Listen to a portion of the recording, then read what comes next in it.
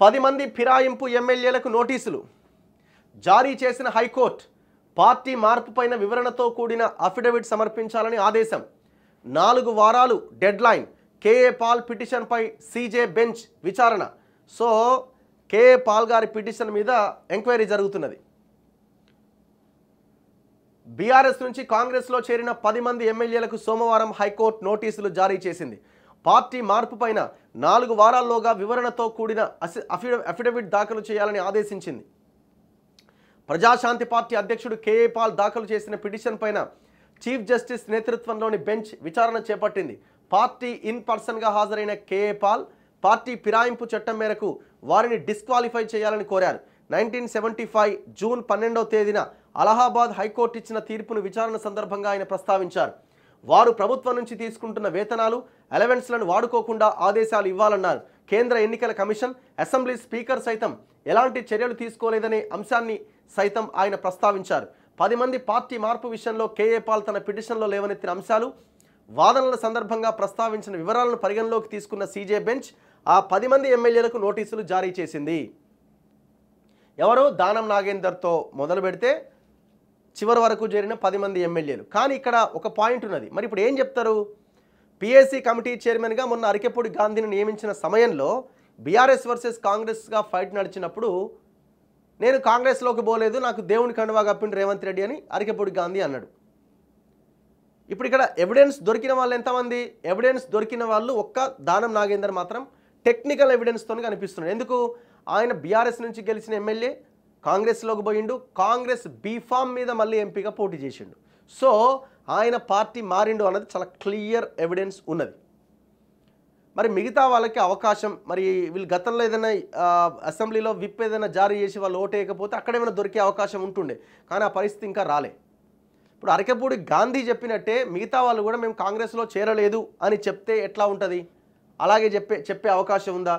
ఏదేమైనా వీళ్ళు 4 వారాల డెడ్లైన్ హైకోర్టు ఇచ్చింది కాబట్టి హైకోర్టుకి వీళ్ళు అఫిడవిట్ సమర్పించాలి. ఏం చెప్తారనేది చూడాలి. ఇక వెరీ ఇంట్రెస్టింగ్. ఒకసారి పాల్ గారికి ఫోన్ చేద్దాం. Sir ఏడున్నారు?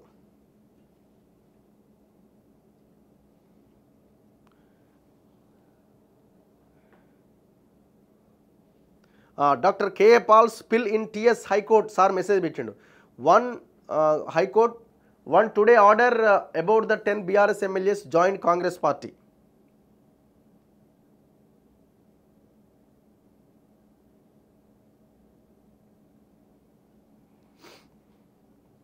So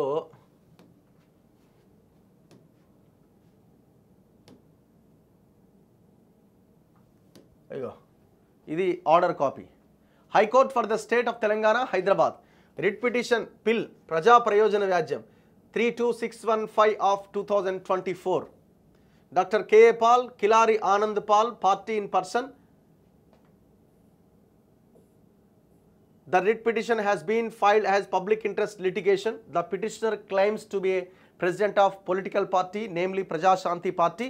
The petitioner has inter alia prayed for the following relief.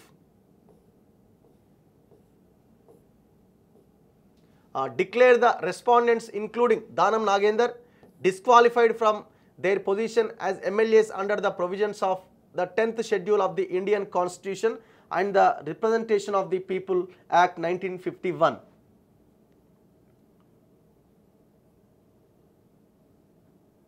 So చాలా డీటెయిల్డ్గా వీళ్ళు కోర్టులో పిటిషన్ వేయడం జరిగింది. ఒక్కసారి మనం పాల్ గారికి ఫోన్ చేద్దాం.